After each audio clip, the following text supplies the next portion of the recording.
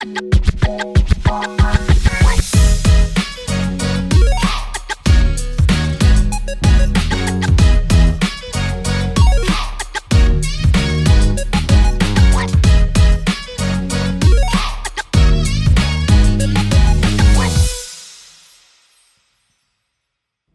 tout le monde, c'est Clemenco. On se retrouve pour une nouvelle vidéo, courte vidéo mais nouvelle vidéo sur les infos de la prochaine saison de Koh Lanta.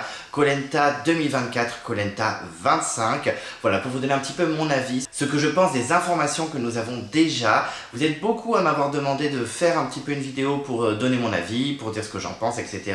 Donc c'est parti, let's go. C'est la première fois que je fais ça. Je l'avais pas fait pour le Totem Maudit, je l'avais pas fait pour le Feu Sacré. Là, je le fais. Effectivement, il y a eu une conférence de presse il y a quelques semaines quand même. Déjà, ça date au moins de il y a 1 ou 2 semaines. Et effectivement, on a eu les premières infos. On ne sait pas encore tout. On n'a pas le casting, on n'a pas une date précise. On a une petite date, mais bon, c'est juste pour l'instant des petites estimations. Rien n'est sûr de sûr de sûr. Mais en tout cas, voilà, je voulais juste faire une petite vidéo pour vous donner un petit peu mon avis sur mes attentes, voilà, sur ce que je pense, des informations qu'on a eues, etc. En tout cas, une petite parenthèse quand même pour vous remercier une nouvelle fois pour votre fidélité. Vous êtes toujours là, vous êtes au taquet, vous me mettez les commentaires, vous me lâchez des vues, vous êtes adorable. Après tout ce qui s'est passé dans la vie de Clemenco est né et vous êtes là, vous êtes les pionniers. Donc vraiment, merci 1000 fois, j'espère qu'on sera de plus en plus. En tout cas, si vous ne voulez pas louper les prochaines vidéos de Clemenco, qu'est-ce qu'on fait? On s'abonne à la chaîne, on n'oublie pas de déclencher la cloche de notification, on n'hésite pas à se perdre dans l'onglet communauté, il y a des petites infos, donc on n'hésite pas à être curieux. On peut mettre un pouce bleu à la vidéo, ça fait toujours plaisir, en tout cas moi ça me fait plaisir. Je suis sur les réseaux sociaux, je suis sur Instagram, donc on n'hésite pas aussi à me follow. Et donc c'est parti. Petit avis sur la prochaine saison de Koh Lanta, Koh Lanta 2024, Koh Lanta 25. Et donc effectivement, on a eu des petites infos, il y a eu une première conférence de presse avec toute l'équipe de production, avec Denis Brognard, etc. Et effectivement, je vais parler point par point de ce que l'on sait. Alors déjà, pour le lieu de tournage, effectivement, c'est de nouveau aux Philippines. C'est clairement pas la première fois, puisque maintenant c'est une petite tradition. Il y a un petit moment, c'était tout le temps aux îles Fidji. Et là, depuis quelques temps, c'est souvent aux Philippines. Donc ça permet à des anciens candidats de revoir un petit peu leur île. Là, on en avait parlé avec Jessica de la saison Caramoan dans une interview où elle disait je reconnaissais les endroits, etc. C'était trop rigolo. Donc effectivement, ils retournent en Philippines. Est-ce que ce sera exactement les mêmes îles? Peut-être. C'est vrai que bon, c'est un peu bête qu'ils ne changent pas de lieu. On en a beaucoup parlé dans les commentaires ou dans les débats, etc. qu'on aimerait que les lieux soient différents. La Chine, le Gabon, enfin l'Afrique, etc. Un peu comme Survivor. Survivor a vraiment diversifié ses lieux de tournage. Il n'a juste pas fait le pôle Nord, ce qui est un peu dommage. Ce serait rigolo de les voir survivre dans la neige. Ce serait une autre ambiance, mais au moins ça changerait la saison. Donc ce serait sympa. Mais bon, on retourne aux Philippines. On a eu les Fidji pendant un moment. On a eu aussi un petit moment en Polynésie française, dû forcément à la Covid, etc. Mais on n'a jamais eu trop de variété après, c'était souvent des îles, etc. On a eu un petit peu de changement pour le retour des héros, la première saison gagnée par Romuald, où c'était le Brésil, mais jamais changement d'ambiance. Donc déjà, c'est un peu dommage. C'est vrai que bon, c'est cool, les plages, etc. Ça fait partie du décor d'un survivant, on est d'accord. Mais ce serait bien de varier un petit peu. Voilà, c'est mon avis un peu sur le lieu. C'est encore les Philippines, c'est dommage, on verra exactement les mêmes décors. Ça, c'est un peu dommage. Mais après, bon, pour l'instant, lieu de tournage, c'est pratique, c'est facile. Mais un petit peu de variété, ça n'aurait pas fait de mal. Oui, je commence déjà à être colère un petit peu. Voilà, je donne juste mon avis vraiment en étant très honnête. C'est un peu dommage qu'ils ne varient pas les lieux. Ensuite, pour le nom de la saison, après on parlera un petit peu du twist qui est vraiment pas fou, qui m'agace un peu, mais c'est pas grave, on est quand même content de regarder Koh Lanta et de découvrir les nouveaux candidats. Mais le nom, ce sera donc les chasseurs d'immunité. Alors j'avoue que bon, depuis quelques temps, on a des noms par rapport à un twist, par rapport à un objet, etc. Comme le Totem Maudit, le Feu Sacré, etc. Et là, j'avoue que les chasseurs d'immunité, ça me botte pas trop. Parce que déjà, j'aime bien quand les saisons, elles ont le nom de l'endroit, comme Johor, Caramoan, Malaisie, etc. Et là, c'est encore par rapport à une espèce de twist un peu bizarre. Et effectivement, ça s'appelle les chasseurs d'immunité. Donc on comprend bien qu'il va avoir beaucoup d'immunité, beaucoup potentiellement de colliers. Donc ça m'inquiète un peu. Et effectivement, on va parler du twist. Et le twist, donc, les chasseurs d'immunité, c'est qu'il y aura beaucoup de colliers apparemment. Beaucoup de colliers avec des colliers typiques, simples, qu'on connaît, en mode tu es immunisé pour un conseil. Bon, ça, on connaît, mais il n'y aura pas que ça. Alors déjà, c'est vrai que moi, j'ai un peu critiqué le fait qu'il y ait pas mal de colliers d'immunité et des fois, on ne sait pas trop jusqu'à quand ça va. Des fois, il y a des messages comme quoi le collier va jusqu'à l'indication ou des fois va jusqu'à la fin. On ne sait pas trop pourquoi, c'est assez aléatoire. Par exemple, les 4 terres, on a Lola qui a un collier d'immunité qui va jusqu'au bout. Mais par contre, Aubin ou Estelle avaient un collier qui s'arrêtait jusqu'à l'indication. Donc c'était un peu bizarre. Il y a un peu des règles des fois qui changent, c'est un peu perturbant. Donc déjà, juste le collier d'immunité simple, des fois, il a des règles différentes. Donc ça, c'est un peu dommage. Mais après, bon, c'est cool, les plages, etc. Ça fait partie du décor d'un survivant, on est d'accord. Mais ce serait bien de varier un petit peu. Donc peu relou. Mais en plus, il y aura d'autres colliers avec d'autres pouvoirs, que ce soit positif ou négatif. On peut peut-être trouver un collier d'immunité et en fait, c'est pas du tout un collier d'immunité, c'est négatif, ça te fait des voix en plus, enfin j'en sais rien, j'invente, parce qu'on n'a pas vraiment les détails pour l'instant des pouvoirs des colliers d'immunité. Donc ça c'est un peu relou, j'avoue que moi j'ai un peu peur, déjà ça fait trop d'avantages, quand il y a trop d'avantages c'est assez bazar. Même dans Survivor, souvent je défends Survivor par rapport à Koh-Lanta, mais Survivor a ses failles. Et des fois, Survivor, on se retrouve avec trop de candidats qui ont d'avantages. Et du coup, avec des candidats qui sont éliminés avec 0 voix, en même temps, on n'a pas le choix, tout le monde est immunisé. Donc, on va tous voter contre toi. Donc, c'est un peu chiant, ça j'avoue. Et là, on se dit que peut-être que la prod fera un petit peu ce qu'elle veut. On l'a déjà vu plein de fois, par exemple, avec le fameux bracelet noir de Lucie. Hein, clairement, c'était mise en place de A à Z par la prod quand Laetitia trouve le collier et que d'un coup, comme par hasard, le bracelet est utile. Bon, c'est vrai que c'est un peu bizarre. Ils peuvent mettre des colliers dans les mains de candidats qu'ils veulent. Enfin voilà, c'est un peu un trafic qui me dérange. Je dis pas que c'est à toutes les saisons, je dis pas que c'est tout le temps, je dis pas que c'est H24, mais il y a plein de fois où les candidats étaient grave en danger et comme par hasard, bam, ils trouvent un collier. Comme Aubin, comme Estelle, ou même si on va plus loin dans les saisons, Thierry et Myriam. Bon, moi j'étais ravi que Thierry et Myriam étaient sauvés, mais comme par hasard, c'est le binôme hyper visé et paf, Thierry il trouve un collier. Bon, voilà, c'est un peu dommage. Donc c'est vrai que les colliers, ils en font ce qu'ils veulent. S'ils ont envie de montrer clairement au candidat qu'il y en a un là, ils le montrent. Et c'est vrai qu'il n'y a pas trop de transparence au niveau du spectateur par rapport à ça. Et là, pour encore un peu défendre Survivor, je trouve que Survivor, ils sont un peu plus transparents. Même si des fois, bon, t'es en mode, ah d'accord. Mais ils sont plus transparents que Koh-Lanta, je trouve. Donc déjà, ça m'inquiète un peu. Donc là, je fais que critiquer, mais en soi, je suis ravi que la nouvelle saison débarque avec de nouveaux candidats. Mais le lieu, je trouve ça un peu dommage d'aller tout le temps au même endroit. Le nom, il me botte pas, je préfère quand c'est les noms des endroits où ils sont, Johor et compagnie. Et le twist me fait très peur, il peut y avoir 1000 trafics. Déjà que les armes secrètes, quand j'ai su le nom et su les twists, j'étais en mode ah.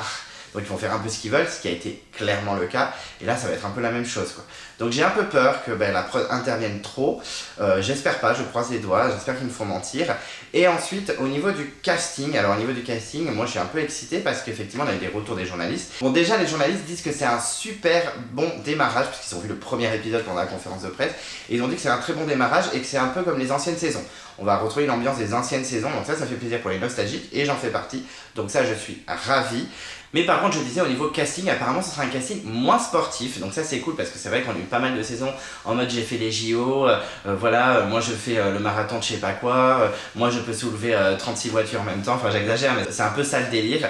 Donc ça c'est un peu chiant, c'est un peu relou parce qu'effectivement on n'arrive pas à s'identifier aux candidats. Moi c'est vrai que par exemple une Elena, elle est peut-être très sympathique à suivre, je l'ai beaucoup défendue dans le feu sacré, mais moi j'arrive pas à m'identifier à une candidate comme ça. C'est vrai que elle est hyper sportive, moi je le suis pas du tout, moi j'aime bien des gens un peu normaux. Et c'est pour ça que j'ai adoré Alexandre, pas le fait qu'il soit hyper stratège, Alexandre du Feu Sacré, mais surtout parce que c'était un monsieur tout le monde. Comme par exemple une Fabienne dans Palao qui représente un peu la mère de famille. Si on est mère de famille et qu'on a envie de se prouver des choses, on peut s'identifier à Fabienne.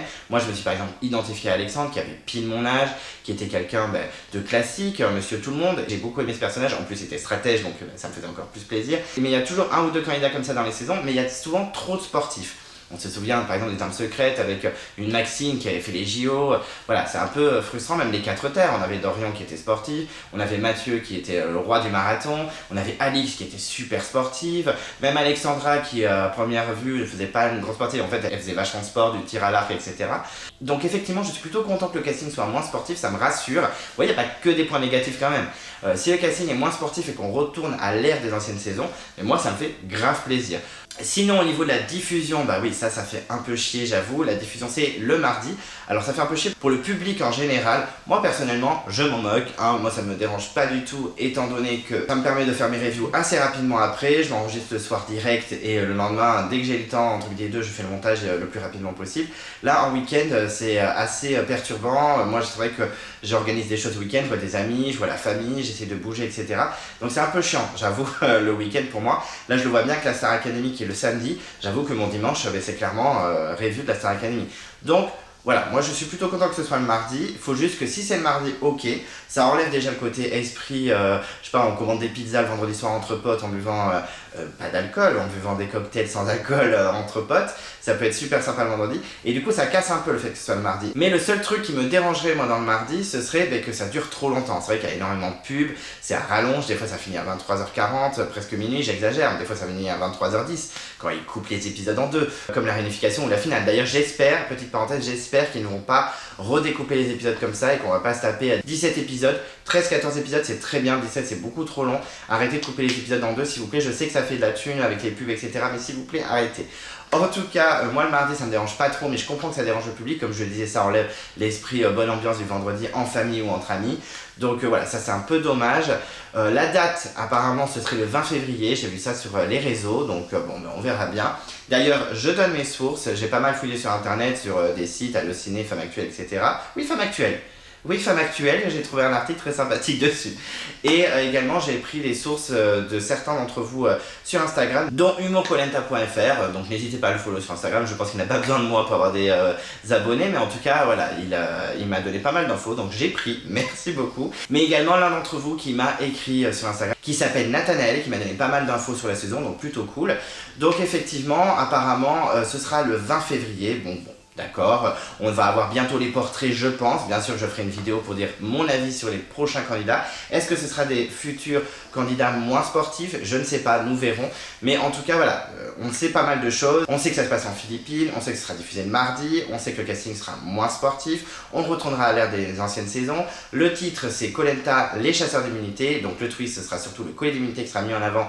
Donc j'espère que ce sera bien fait et pas trop trafiqué. Et également, selon les journalistes, c'était un très bon premier épisode. Et la saison s'annonce décoiffante. Bon écoutez, on verra bien, mais en tout cas je suis assez excité de voir tout ça. J'ai fait mes petites critiques parce que je ne suis jamais satisfait, mais en tout cas j'espère que ce sera une bonne saison. Moi le feu sacré, j'étais mi-figue mi-raisin, vous le savez. Par contre le totem maudit, j'avais vraiment adoré. Pourtant ça manquait un peu de stratégie, mais j'avais vraiment adoré. J'avais adoré le casting, même s'il y avait quelques sportifs, je trouvais que ça allait.